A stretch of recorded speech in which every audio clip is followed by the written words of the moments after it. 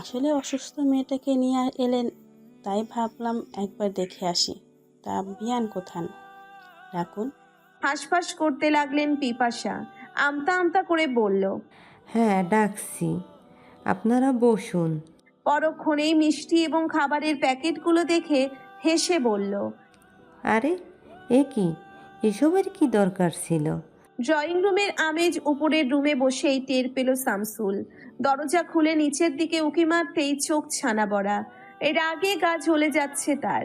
এই মুহূর্তে নিচে নামাটা মোটেও উচিত হবে না।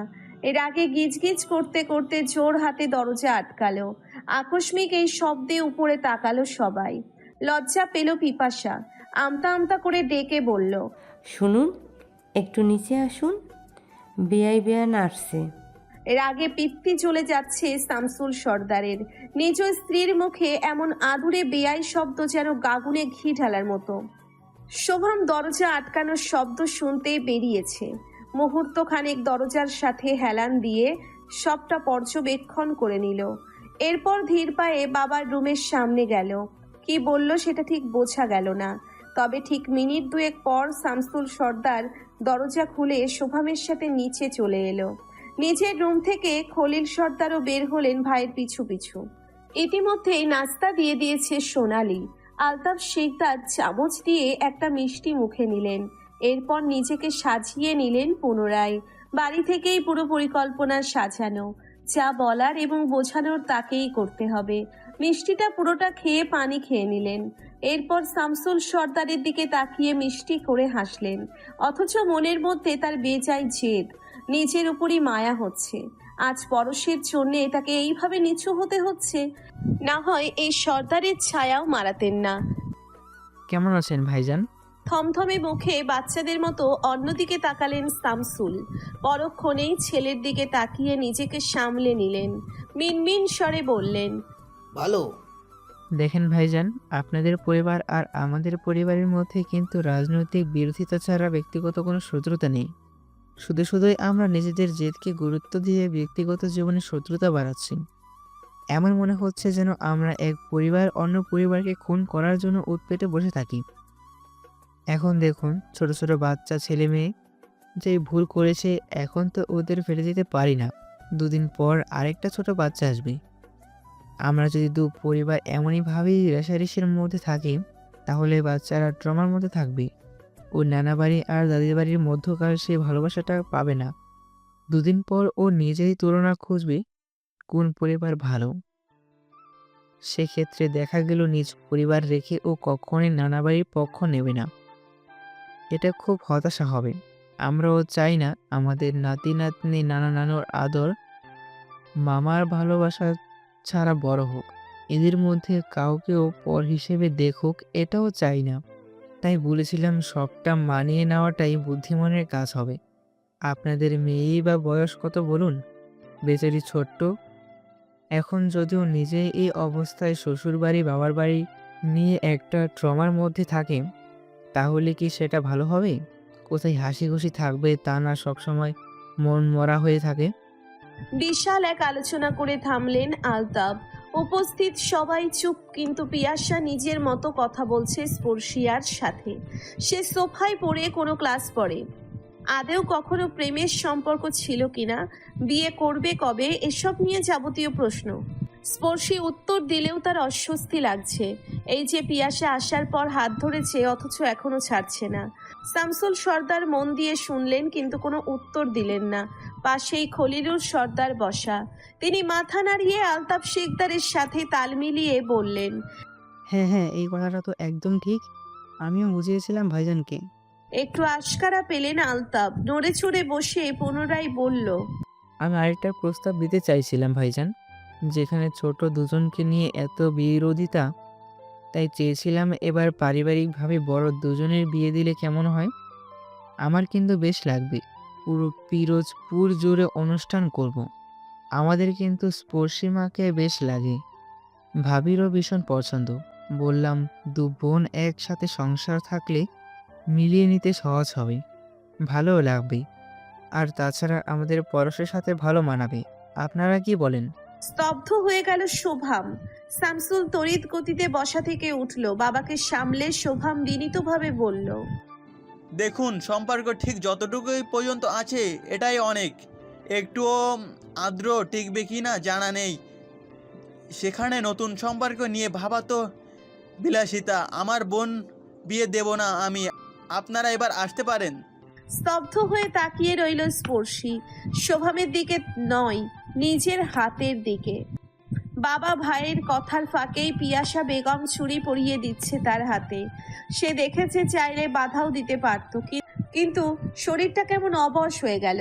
হাতটা সামান্য নাড়াই উনি পর্যন্ত চুপচাপ দেখে গেল। পিয়াসা শোভামের দিকে তাকিয়ে মুচকি হাসল, বিনীতভাবে বলল, এমা, এটা বললে কি হবে? আমি তো চুরি পরিয়ে গিয়েছি। এবারে ছেলের বউ করে নিয়ে যাব খুব তাড়াতাড়ি। ছেলে রাজি, মেয়ে রাজি, ছেলের পরিবার রাজি, মেয়ের পরিবার রাজি, শুধুমাত্র আপনারা বাপ ভাই রাজি না থাকলেও তো বিয়ে আটকাতে পারবেন না। মেয়ে আমি বউ বানিয়েই নেব। বিদ্যুৎ পৃষ্ঠ হওয়ার মতো থমকে দাঁড়িয়ে রইলেন শামসুল। তার দৃষ্টি এখন স্পর্শীর হাতের দিকে, আর এই আশ্চর্যের চাহনি শুধু তার নয়, পুরো ড্রয়িং রুম জুড়ে সবাই হতবাক। পিপাসা দ্রুত ছুটে এলেন মেয়ের কাছে, হাত দুটো ধরে বারংবার চুড়ি এবং স্বামীর মুখশ্রীর দিকে তাকাচ্ছেন। এই ঘটনা পুরোটাই কল্পনাতীত ছিল। তিনি ভেবেছিলেন ছেলে মেয়েকে দেখতেই হয়তো সবাই এসেছেন, কিন্তু তাদের মনোবাসনা যে অন্য কিছু ছিল এটা ঘুণাক্ষরেও টের পাওয়া যায়নি। শোভাম রাগে থরথর করে কাঁপছে। এটা যদি অন্য কোথাও হতো তাহলে নিজের সমস্ত রাগ উগরে দিয়ে আসতো, কিন্তু আফসোস, নিজ বাড়িতে বাইরের মানুষকে অপমান করা কাপুরুষতার শামিল।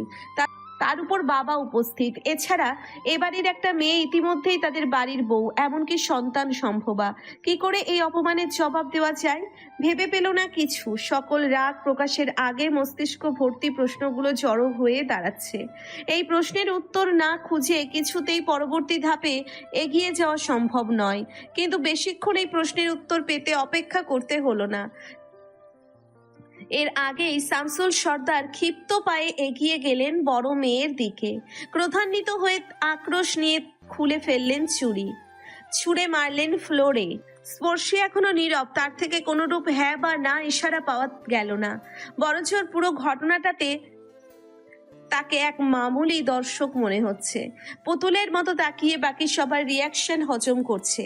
চুরি জোড়া ফ্লোরে পড়ার সাথে সাথেই শব্দ হলো, ভেঙে যাওয়ার নয়, স্বর্ণের সাথে টাইলসের সংঘর্ষের শব্দ। হতবাক হয়ে গেলে আলতাফ শিকদার সহ বাকিরা। ক্রুদ্ধ হয়ে দাঁড়ালেন আমজাদ, দৃষ্টি তার রক্তবর্ণ, চোয়াল তার শক্ত। হাত ছেড়ে বললেন, আপনার সাহস হয় কী করে আপনার স্ত্রীর দেওয়া চুরি মাটিতে ছুঁড়ে মারা? নিজের মেয়ের জন্য কোনো মহাপুরুষ আনবেন? আমার ছেলের জন্য প্রস্তাব নিয়ে এসেছি, এটা তো সর্দার বাড়ির সাতপুরুষের ভাগ্য।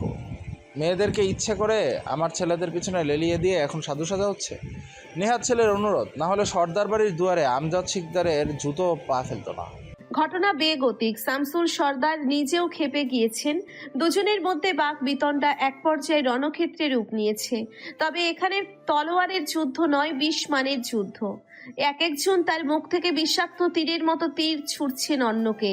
দ্রুত মাকে ধরে ওঠালো, চাচ্ছুকে বলে বাবাকে নিয়ে বাড়ি থেকে বের হয়ে যাওয়ার কথা বললেন। যেতে গিয়েও থমকে দাঁড়ালেন আমজাদ, ক্রুদ্ধ কণ্ঠে আরশির উদ্দেশ্যে বলল, এই মেয়ে, তুমি এক্ষুনি আমাদের সাথে যাবে। আমার বাড়ির বউ, আমার বংশধর কখনো সর্দার বাড়িতে থাকবে না। আরশি ছলো ছলো চোখে মায়ের দিকে তাকালো, এরপর মাথা নিচু করে দু কদম সামনে এগিয়ে গেল। এর মধ্যেই হাত ধরে বসলেন শামসুল, হাঁক ছেড়ে বললেন, আরশি আমার মেয়ে, আমার মেয়ে আমার বাড়িতে থাকবে। আমার অনুমতি ছাড়া ও এক পাও নড়বে না এখান থেকে। সেখানে শিকদার বাড়িতে যাওয়া তো কল্পনা মাত্র। কেঁপে উঠল আরশি, চোখ নামিয়ে স্নিগ্ধ চাহনিতে তাকালো বাবার হাতের দিকে। ওই হাতটা, ওই আঙ্গুলগুলো তার হাতটাকে বাচ্চাদের মতো মুঠো ভর্তি করে রেখেছে। এ যেন এক অদ্ভুত অনুভূতি। পাভেলের ডাক শুনতেই সেদিকে তাকালো আরশি। এই মুহূর্তে কান্না পাচ্ছে ভীষণ। কি করা উচিত তার? করুণ দৃষ্টিতে বোনের দিকে তাকালো। স্পর্শী শান্ত চোখে না স্বরূপ ইশারা দিল। উত্তর পেয়ে গেছে আরশি। ঝোঁক গিলে পাভেলের উদ্দেশ্যে বলল, আমি কিছুদিন আব্বুর কাছে থাকবো। বলে নিজেও বাবার হাতটাকে ধরে ফ্লোরের দিকে তাকিয়ে চোখ বন্ধ করে নিল। গর্বে বুক ফুলে উঠছে শামসুল সর্দারের। এক অজানা জয় তাকে অদ্ভুত এক প্রশান্তি দিচ্ছে। এ যেন অমূল্য রত্ন পাওয়ার আনন্দ। আমজাদ শেখদারের বিপরীতে জিতেছে সে। হ্যাঁ, আমজাদ শেখদার পরাজিত হয়েছে তার কাছে। এর থেকে আনন্দের আর কি হতে পারে? দাঁত কটমট করে পাফেলের দিকে তাকালেন আমজাদ। এরপর ক্রুদ্ধ চোখে হন হন করে বেরিয়ে গেল ড্রয়িং রুম থেকে। তার পিছু পিছু বাকিরাও চলে গেলেন। ড্রাইভার ফল মিষ্টির প্যাকেট দিয়েই আবার গাড়ির কাছে চলে গেছিলেন। পরশ এই মুহূর্তে বিশাল ভাবনার মধ্যে নিমজ্জিত। একবার মনে হচ্ছে বাবা মায়ের সাথে ভেতরে না গিয়ে বোকামি করছে, আবার মনে হচ্ছে না, কাজটা সঠিক ছিল। শামসুল সর্দার তাকে দেখলেই রেগে যেতেন। ভাবনার মধ্যেই ঠাস করে দরজা খোলার আওয়াজ হলো। কোনো টুস শব্দটিও করলো না কেউ। গাড়িতে উঠেই বাড়িতে যাওয়ার জন্য আদেশ করলেন আলতাব। পরশ বাবাকে কিছু জিজ্ঞেস করার প্রয়াস করতেই তাকে ইশারায় চুপ থাকতে বলো চাচা। শোভাম একদৃষ্টিতে স্পর্শের দিকে তাকিয়ে আছে। হুট করেই এমন মৌনতা ভীষণই সন্দেহজনক ঠেকেছে। যখন তোমাকে চুরি পড়েছিল তখন তাকে বারণ করনি কেন? আমি ঠিক বুঝে উঠতে পারিনি কোন উদ্দেশ্যে আন্টি চুড়িটা পরাচ্ছেন। বিরক্ত হয়ে আর একদিকে তাকালো শোভাম। স্পর্শের এই উত্তর মোটেই তার পছন্দ হয়নি। সেখানে বিশ্বাস হওয়াটা তো বিলাসিতা। কিছু জিজ্ঞেস করেও কাজ হবে না, কারণ ইতিমধ্যেই সে সিঁড়ি বেয়ে দোতলায় উঠে গেছে। পুরো বাড়িটা কেমন পানসে লাগছে। হুট করেই কেমন পরিস্থিতি পাল্টে গেল। বিরক্ত হয়ে কোনো কথা না বলে নিচের রুমে চলে গেল শোভাম। আরশি এখনো বাবার হাত ধরে আছে। শামসুল সর্দার মেয়ের দিকে তাকালেন। এরপর কিছু না বলেই হাত ছেড়ে রুমের উদ্দেশ্যে চলে গেল। পিপাসা হতাশ হলেন মেয়ের দিকে তাকিয়ে। কাছে গিয়ে বললেন, এই, তোর কি আদৌ কোনো বোধ বুদ্ধি আছে? কেন গেলি না? তোর বাবাও তো এমনিতেই রাগ করেছিল, তাহলে কি দরকার ছিল ওদেরকে আবার রাগানোর? এরপর জামাই তোর খোঁজ না নিলে কি করবি? তো শ্বশুরও তো আর মেনে নিবে না। এমন বোকামি কেন করিস তুই? আরশি এ পর্যায়ে চিন্তিত হলো। হাঁসফাঁস করতে করতে বলল, আম্মু, আমি বুঝতে পারিনি, আপু বারণ করলো যেতে, তাই আর কি। ফুঁসে উঠলেন পিপাসা। দাঁতে দাঁত চেপে বললেন, তোর আপুও তো যত সব নষ্টের গোড়া। আমি যাচ্ছি ওর কাছে।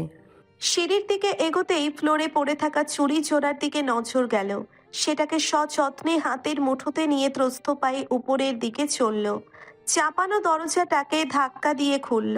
হুট করেই এমন শব্দে চোখ খুলল স্পর্শী।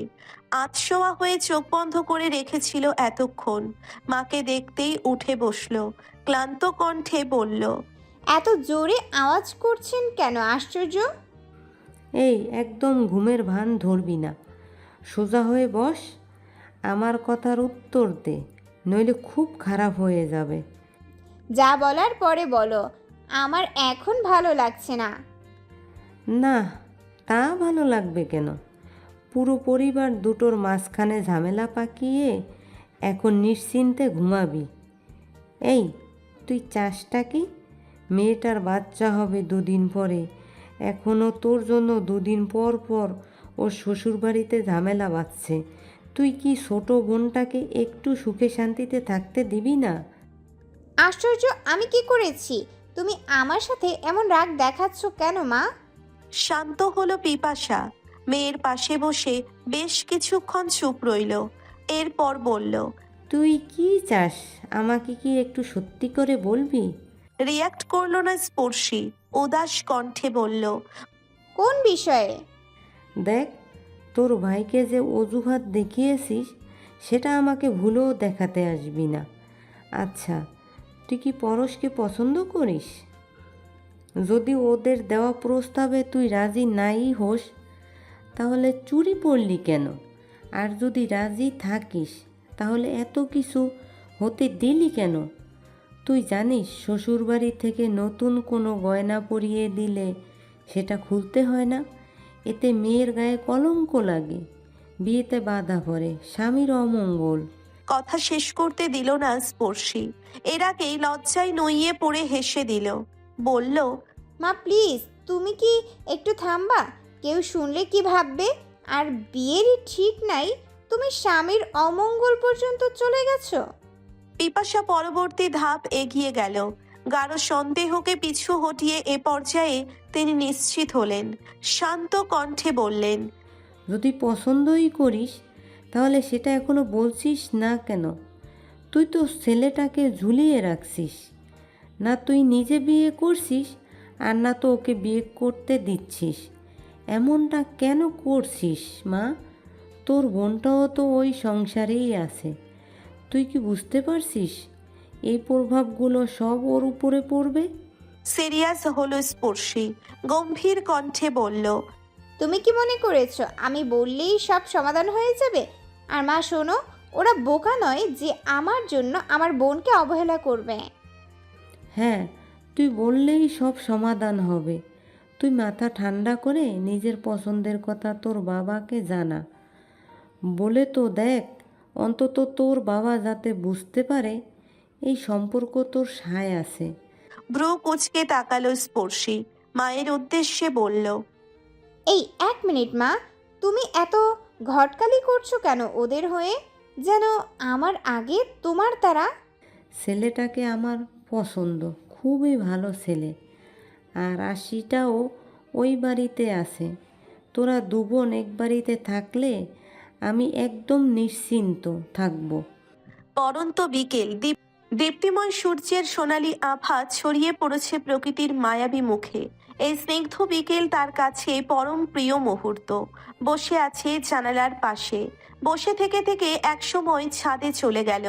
চেয়ার টেনে বসে পড়ল। ছাদের গা ঘেঁষে কয়েকটা সুপারি গাছ। বাতাসে দোল খায় তার বাড়ন্ত পাতা। মাথার উপর এক ঝাঁক অচেনা পাখি মিষ্টি মধুর কলরবে ডানা মেলে উড়ে যাচ্ছে কোথাও। অন্যমনস্ক হয়ে দূরের ওই আকাশ দেখতে ব্যস্ত স্পর্শী। এদিকে প্রায় 3বার রিং পড়ে গেছে। চতুর্থবারের মতো বাজতেই হুঁশ ফিরল তার। দ্রুত ফোন হাতে নিল। স্ক্রিনের ওপর চলচল করছে পরশ শিকদারের নাম্বার। স্পর্শী কিছুটা বুঝতে পারল এই কল আসার পেছনের উদ্দেশ্যে তার জানা। বরং সকাল শেষ হয়ে এই বিকালে কেন আসলো এটা নিয়েই চিন্তিত ছিল। রিসিপ্ট করে কানে তুলে হ্যালো বলতেই ওপাশ থেকে ঝাঝালো স্বর ভেসে এলো, ফোন ধরছিল না কেন? হ্যাঁ, কানা তুমি? শব্দ শোনো না? 100 বার দেওয়া লাগবে নাকি ইগনোর করে মজা উড়াচ্ছ? শোনো স্পর্শিয়া, তুমি যদি ভেবে থাকো আমি তোমার উপর খুব বেশি দুর্বল, তাহলে এটা তোমার জীবনের সব থেকে বড় ভুল। কি ভেবেছ আমি ছ্যাঁচড়া? তুমি যেভাবে ঘোরাবে সেভাবেই করব। শোনো, ভালো লেগেছে, বিয়ে করতে চাইছে, রাজি থাকলে করব, না হয় না। মেয়ের অভাব পড়ে নেই, তুমি তো সকলে সামনেছিলে। তাহলে কিভাবে তোমার বাবা আমার মাকে অপমান করলো? তখন কিছু বলতে পারলে না? এমনিতে তো মুখ জিরোয় না, তখন কি করছিলে? তাকে নিজের পরিবার দেখে চুপ করে মজা নিচ্ছিলে। আপনি শুধু শুধু আমার উপর রাগ ঝাড়ছেন। পরিস্থিতি স্বাভাবিক ছিল না বলেই চুপ করেছিলাম। তাই বলে যে এখনো চুপ থাকবো এমনটা তো আর না। শান্ত হলো পরশ। এরপর গম্ভীর কণ্ঠে বলল, আমি যথেষ্ট চেষ্টা করেছি তোমার পরিবারকে মানিয়ে সামাজিকভাবে সম্মানের সাথে বিয়েটা করতে। বারবার বিয়ে হয়ে নিজে ছুটে গেছে, পরিবারকে পাঠিয়েছে। শুধুমাত্র এটুকু চেয়েছি যে কষ্টটা তোমার বাবা তার ছোট মেয়ের থেকে পেয়েছে, ছেলে যেন তোমার থেকেও না পায়। কিন্তু বিশ্বাস করো, আমার ধৈর্যের বাঁধ ভেঙে গেছে, আর পারবো না ছোট হতে। এবার সিদ্ধান্ত তোমার হাতে। আমি কখনো তোমার জোর করব না। যদি মনে হয় মানুষটাকে তোমার লাগবে, তাহলে নির্দ্বিধায় চলে আসবে। আর যদি তা না পারো, তাহলে জানিয়ে দেবে। আমি আর তোমার অপেক্ষায় থাকবো না। একটু থেমে, তবে হ্যাঁ, মাত্র 2 দিন। এর মধ্যে সিদ্ধান্ত নাও, হয় কোর্ট ম্যারেজ করবে, আর না হয় জানানোর প্রয়োজন নেই, আমি বুঝে নেব। কেটে দিল ফোন। স্পর্শী উদাস দৃষ্টিতে তাকিয়ে রইল মেঘের দিকে। সবকিছু কেমন ফিকে লাগছে। হ্যাঁ, সে চাইলেই বাবাকে বলতে পারে, কিন্তু মানুষটা যে মাত্রই সুস্থ হলো, এর মধ্যে আবার একটা মানসিক চাপ। আজ আর সে না যাওয়ার আনন্দ সে বাবার চোখে স্পষ্ট দেখেছে। এখন যদি সে নিজেও যাওয়ার কথা বলে, তাহলে তাহলে যে বাবার সেই আনন্দটা আবারও পরিণত হবে বিষাদে। রাত 11টার সময়, খুব বেশি নয়। এখনো বাড়ির কেউই ঘুমায়নি। মেজো চাচির রুমে পিপাসা এবং আরশির আড্ডা চলছে। বাকিরা যে যার মতো রুমে ব্যস্ত। স্পর্শী ব্যালকনি থেকে রুমে আসলো। আজকে সম্ভবত পূর্ণিমা। চাঁদের ওই বড় ফালিটা সন্ধ্যার সাথে সাথে দেখতেই পিপাসা তাকে শাসিয়ে গেছে। বলেছে, একদম রাত বিরতে বাইরে নামবি না, আজকে পূর্ণিমা, নজর লাগবে। মায়ের কথাকে সম্পূর্ণরূপে অগ্রাহ্য করে এতক্ষণ ব্যালকনিতে বসেছিল সে।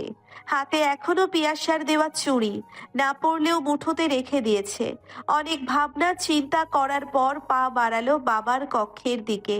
সম্পূর্ণরূপে সাহস সঞ্চয় করে তার দরজায় টোকা দিল। স্পর্শী পরবর্তী ঘটনা নিয়ে নিশ্চিত। কথাগুলো বলার পর দু ধরনের রিয়াকশন হবে। হয় বাবা হুঙ্কার তুলে সারা বাড়ি মাথায় তুলবে, আর না হয় একদম চুপ হয়ে যাবে। রুমটাকে একাকী অন্ধকার করে বিষাদে ছেয়ে ফেলবে নিজেকে। স্পর্শী খুব করে চায় প্রথমটা ঘটুক, বাবা তার উপর চড়াও হোক, মারুক, বাড়ি থেকে বের করে দিলেও দিক, কিন্তু নিজেকে একা করে যেন না ফেলে। এটা মৌন প্রতিশোধ হবে তার বিরুদ্ধে, আর এই মৌনতা সহ্য করার শক্তি যে স্পর্শীর নেই। শামসুল দরজায় টোকা শুনতেই উঠে বসলো। তার ধারণা এই মুহূর্তে দরজার সামনে আরশি দাঁড়িয়ে। এর আগেও কয়েকবার আরশিকে দরজার সামনে ঘুরঘুর করতে দেখেছে, কিন্তু সে টোকা মারার সাহস করতে পারেনি। নিশ্চয় সকালে হাত ধরার পর হয়তো একটু সাহস সঞ্চয় করেছে। গম্ভীর কণ্ঠে বলল, ওখানে দাঁড়িয়ে আছো কেন? ভেতরে আসো। ত্রস্ত পায়ে ভেতরে ঢুকলো স্পর্শী। মুহূর্তেই হতাশ হলো শামসুল। বলল, ও তুমি? কোনো উত্তর দিল না স্পর্শী। এগিয়ে গিয়ে বাবার পাশে বসলো। কিছুক্ষণ নীরব থেকে হাতের চুড়ি জোড়া বের করে বাবাকে দেখালো। বলল, এগুলো কি কাল ফেরত দিয়ে আসবে নাকি রেখে দেব? ক্রোধানলে দগ্ধ হয়ে ফোনটাকে পকেটে ভরলো। হাত ছেড়ে পরপর দুবার পাভেলকে ডাকতেই সে ছুটে আসলো। সমস্ত ঘটনা শুনে সে নিজেও ভীষণ আশাহত হলো। ভাইকে সামলানোর প্রয়াস করে বলল, তোর যেতে হবে না, আমি যাচ্ছি, সামলে আসবো, চিন্তার কারণ নেই। শুনল না পরশ। কপালের শিরাগুলো টন টন করছে। রাগে শরীরের তরল বর্ণ যেন টকবক করে ফুটছে। বলল, এক্ষুনি গাড়ি বের করো, আমি যাব। আর বাধা দিল না। অবস্থা বেগতিক দেখে পাভেল দ্রুত গ্যারেজের দিকে ছুটল। ড্রাইভারকে বলতেই তিনি এক টানে গেটের বাইরে এসে গাড়ি থামালেন। যেতে হবে এক্ষুনি। হাতের ঘড়িটার পিন আটকাতে আটকাতে সিঁড়ি দিয়ে নামলো পরশ। পায়ের গতি তার দীর্ঘ পাঞ্জাবির হাতা গোছাতে গোছাতে দাম্ভিকতার মুখশ্রী নিয়ে এগিয়ে গেল গাড়ির দিকে। সশব্দে দরজা খুলে ভেতরে গিয়ে বসলো। ধীরে ধীরে চলতে শুরু করলো চাকা। রাস্তার দুপাশে ধুলো উড়িয়ে প্রচন্ড গতিবেগ নিয়ে চলতে শুরু করলো সদরের দিকে।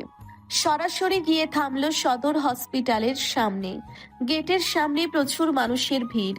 প্রেস মিডিয়ার অগণিত কর্মী দাঁড়িয়ে আছে সেখানে। বর্তমান সংসদ সদস্য পরশ শিকদার গাড়ি থেকে নামতেই ছুড়ে দিল অজস্র প্রশ্ন। পরশের মুখশ্রী জুড়ে রাগের আভাস। যে কোনো সময় হিতাহিত জ্ঞান শূন্য হয়ে ভয়ঙ্কর কিছু করে ফেলার আশঙ্কা রয়েছে। পাভেল শঙ্কিত হলো। এরা মিডিয়ার মানুষ। সামান্য ঘটনাকে রংচং মাখিয়ে বেশ গাঢ়ভাবে উপস্থাপন করার লোকায়িত শক্তি এবং সামর্থ্য দুটোই আছে। বার কয়েক চারিপাশে তাকিয়ে বডিগার্ডদের ইশারা দিল। চাহনি দেখতেই ছুটে এলো 3 জন লোক। গায়ে কালো পোশাক, পেশিবহুল হাত দুটো এবং প্রশস্ত শরীরখানি দেখলেই যে কেউ বুঝতে পারবে এরা সুরক্ষাকারী ব্যক্তি। 3 জন বডিগার্ড এবং বেশ কিছু পুলিশ পরশের চারপাশে ঘিরে দাঁড়ালো। এরপর মিনিট খানেকের মধ্যেই সুরক্ষার সাথে হসপিটালের ভেতরে ঢুকে গেল। এই পুরো সময়টা জুড়ে 1 সেকেন্ডের জন্যও ভাইয়ের পিছু ছাড়ল না পাভেল। অত্যন্ত সযত্নে ছায়ার মতো দাঁড়িয়ে রইল তার পেছনে। ধূপধাপ পা ফেলে 4 তলার উদ্দেশ্যে রওনা দিল। নির্দিষ্ট কেবিনটাতে ঢুকতেই আর সময় ব্যয় করল না। তড়িৎ গতিতে এগিয়ে গেল বেড দুটোর দিকে। সুজন তাকে দেখতেই ব্যান্ডেজ মাথায় উঠে বসলো। মুহূর্তেই সশব্দে থাপ্পড় মারলো গালে, ছিটকে পড়লো কাত হয়ে। হতভম্ব হয়ে তাকিয়ে রইল নেতার দিকে।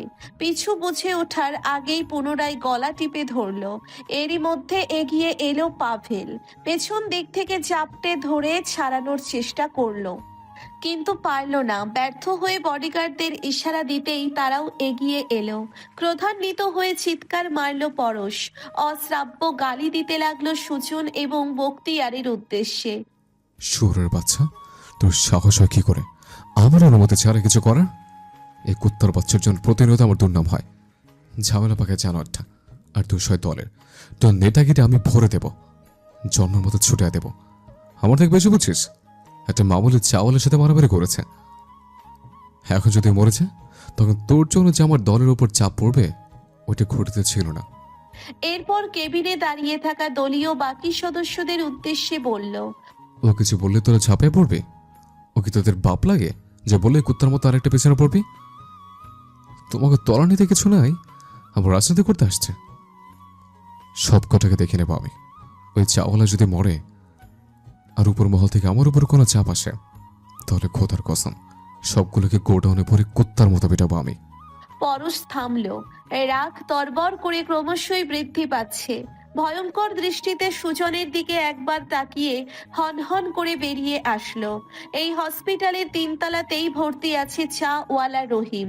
বর্তমানে তিনি লাইফ সাপোর্টে আছে। মাথার উপর ফ্ল্যাক্স দিয়ে বাড়ি মারায় ভেতরে কিছু কাজ ঢুকে পড়েছে। এছাড়া দলের প্রায় 5 জন মিলে ইচ্ছে মতো পিটিয়েছে লোকটাকে। আরে আপনি? ডাক্তারের কথা শ্রবণ হতেই ফিরে তাকালো পরশ। আলতো হেসে গম্ভীর ভঙ্গিতে বলল, হ্যালো ডক্টর, রহিম চাচার অবস্থা কেমন এখন? ডাক্তারের মুখভঙ্গি পাল্টে গেল। হাসি মুখটা নিভে যাওয়ার পর অবস্থা বুঝতে আর বেশিক্ষণ সময় লাগলো না। ত্রস্ত কণ্ঠে বলল, ওকে ইমিডিয়েটলি বরিশালে নিয়ে যাওয়ার ব্যবস্থা করুন। সাথে একজন লোক দিচ্ছি আমি, দ্রুত। ডক্টর মাথা নাড়ালো। পাভেল টুলটাকে টেনে আরাম করে বসলো। কণ্ঠে তীব্র রাগ নিয়ে বলল, কিরে, বেশি ব্যথা লাগছে সুজন ভাই? সুজন আর চোখে তাকালো। পাভেল হাসলো, টিটকারি মেরে বলল, কিরে, ব্যথা কোনটাতে বেশি, মাথায় থাপ্পড়ে নাকি ভাইয়ের গালিতে? হেসে দিল বক্তিয়ার। কাত হয়ে পাভেলের দিকে তাকিয়ে বলল,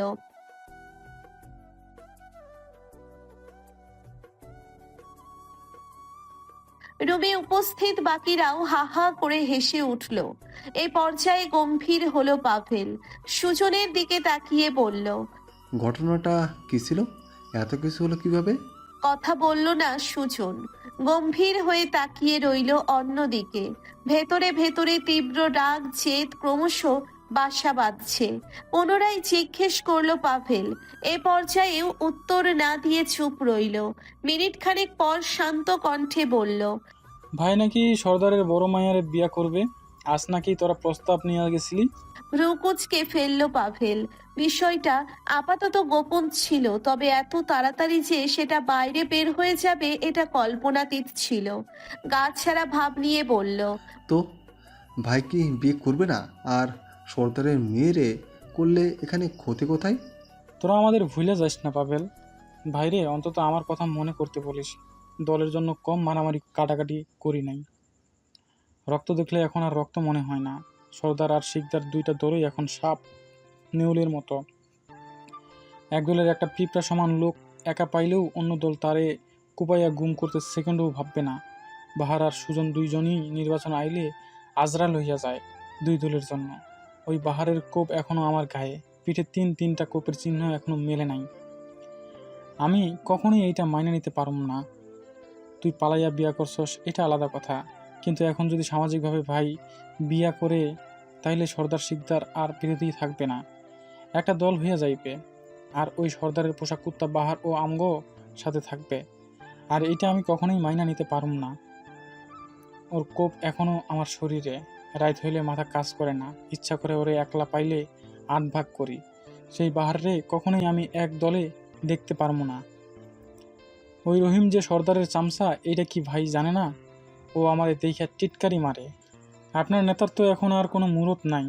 শেষে সর্দারের সাথে হাত মিলানোর জন্য তার মেয়েরে বিয়ে করতে চাইতেছে, কিন্তু সর্দার তো ঘাড় ধাক্কা দিয়ে বাইর কইরা দিছে। এইসব কথা শোনার পর আমার মাথা কাজ করে নাই। ও আমারে কয় সর্দার শিকদার মিললে আমি যেন বাহারের পা ধইরা ক্ষমা চাই, নাইলে নাকি ওই বাহার আমারে জ্যান্ত রাখবো না। এসব শোনার পর আর মাথা ঠিক রাখতে পারি নাই, ফ্লাক্স উঠাইয়া বাড়ি মারছি মাথায়। মন দিয়ে সবটা শুনলো পাভেল। এরপর কোনো উত্তর না দিয়ে বলল, সব বুঝলাম, কিন্তু তোর মাথা ফাটলো কিভাবে আর বক্তের হাত কাটলো কে? ওর মাথায় ফ্লাক্স দিয়ে বাড়ি মারার পর ওর ভাই পেছন দিয়ে আইসা আমার মাথায় ইট দিয়ে বাড়ি মারছে। এরপর ওরা আমার কথা মতো ইচ্ছা মতো পিটাইছে। ওই সময় কোনোভাবে বক্তিয়ারের হাত কাটছে। বাবার কথায় শান্ত চাহনিতে তাকালো স্পর্শী। মলিন কণ্ঠে বলল, না হয়তো মনে ছিল না, না হয় ইচ্ছে করেই রেখে গেছে। আমার কাছে দাও, কাল দানের লোক দিয়ে ফেরত দিয়ে দেওয়াবো। এরপর হাত বাড়াতেই ছুরি দুটোকে মুঠোবন্দি করে নিল স্পর্শী। অবাক হলেন শামসুল। মেয়ের দিকে তাকাতেই দেখলেন স্নিগ্ধ দৃষ্টিতে স্পর্শী তার দিকে তাকিয়ে আছে। বলল, ফেরত দেওয়া কি খুব বেশি দরকার আব্বু? রেখে দেই না আমার কাছে, ভীষণ সুন্দর না? বলেই হাতে পড়ল পুনরায়। হাত দুটোকে বাবার দিকে এগিয়ে দিয়ে বলল, দেখো এটা খুব মানাচ্ছে তাই না? গম্ভীর হয়ে গেলেন শামসুল। রাগত দৃষ্টিতে অন্যদিকে তাকালেন। বললেন, তুমি আমার কাছে এইসব তামাশা করার জন্য এসেছো? উদ্দেশ্য এটা থাকলে এক্ষুনি চলে যাও, আমি বিশ্রাম নেব। হুম, তামাশাটুকু পরিপূর্ণ করি। মাত্র তো শুরু করলাম, শেষ অবধি বলি। বেশিক্ষণ লাগবে না, মাত্র 5 মিনিট। বলবো? উত্তর দিল না শামসুল। তার সন্দেহ প্রবল গতিতে বাড়ছে। মেয়ের দিকে তাকাচ্ছেন না পর্যন্ত। অন্যদিকে তাকিয়ে নাক ফলিয়ে বসে রইলেন। স্পর্শে বিছানায় হেলান দিয়ে বসলো। এরপর বাবার দৃষ্টি ধরে নিজেও ব্যালকনির দিকে তাকালেন। দরজা বন্ধ থাকলেও জানালা খোলা, সেখান থেকে স্পষ্ট চাঁদ দেখা যাচ্ছে। সেদিকে তাকিয়ে মলিন কণ্ঠে বলল, আব্বু জানো, সেই ছোটবেলা থেকে প্রতিটা ক্ষণে প্রতিটা কাজে তোমাকে মিস করতাম। টিউশনি থেকে যখন লোকাল বাসে রাত 10টার পর ক্লান্ত হয়ে ফিরতাম, তখন কখনো সিটে মাথা হেলিয়ে অথবা পাইপ ধরে দাঁড়িয়ে দাঁড়িয়ে ভাবতাম, ইস, আমার যদি বাবা থাকতো তখন আমি রাজকন্যার মতো থাকতাম। নিজে থেকে এত কষ্ট করে উপার্জন করার কোনো প্রয়োজনই পড়তো না। সারাক্ষণ বসে বসে রাজকন্যার মতো বাস করতাম আর পড়তাম, ব্যাস, আর কিচ্ছু না। কিন্তু বাস্তবতা কি জানো? আমি তোমাকে পাওয়ার পর যেন স্বাধীনতা হারিয়ে ফেলেছি।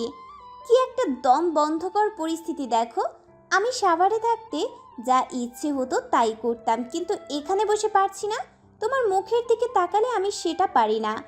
আমার করুণা হয়, আমার কষ্ট হয়।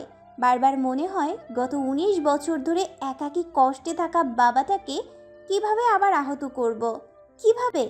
আর সে পালিয়ে যাওয়ার পর ওই যে করুণ চেহারাটা, ওটা বারবার চোখের সামনে ভেসে ওঠে। আমি চাইলেও পারি না নিজের খুশি মতো কাজ করতে। কেন জানো? ওই যে টান, ওই যে মায়া, ওটা প্রখরভাবে আমার মাঝে মিশে আছে। কিন্তু আসল কথাটা জানো তো আব্বু, আমার তোমার জন্য মায়া হলেও তোমার মনে হয় আমার জন্য করুণাও হয় না। তা না হলে অন্ততপক্ষে একবার হলেও আমার সিদ্ধান্ত জানতে চাইতে। একটা মজার ব্যাপার দেখেছো? আমজাদ শিকদার তার ছেলের জন্য, আলতাফ শিকদার তার ভাতিজার জন্য নিজের আত্মসম্মানকে ভাসিয়ে দিয়ে সর্দার বাড়িতে উপস্থিত হয়েছে নির্লজ্জের মতো। এমন না তারা তোমার থেকে কম ক্ষমতাবান, এমন না যে তাদের ছেলের জন্য আর কোনো মেয়ে পাবে না, বা তাদের ছেলে খারাপ। শুধুমাত্র ছেলের পছন্দকে প্রাধান্য দিয়ে যুগের পর যুগ ধরে চলা রাজনৈতিক শত্রুতাকে ভুলে যেচে এসেছে প্রস্তাব নিয়ে। কত অপমান সয়েছে ভাবতে পারছো? সেখানে তুমি এমন প্রস্তাব তো দূর, আমার সিদ্ধান্ত আদৌ প্রয়োজন কিনা সেটা নিয়ে ভাবনি পর্যন্ত। কতটা বিচিত্র ভালোবাসা দেখো। ব্যক্তিভেদে বুঝি বাবাদের ভালোবাসাও বিচিত্র হয়। শামসুল সর্দার নীরব হয়ে তাকিয়ে রইলেন জানালার দিকে। স্পর্শে কোনো উত্তর পেল না। মলিন হেসে আবারও বাবার মুখপানে তাকালো। কৌতূহল নিয়ে কাতর কণ্ঠে জিজ্ঞেস করলো,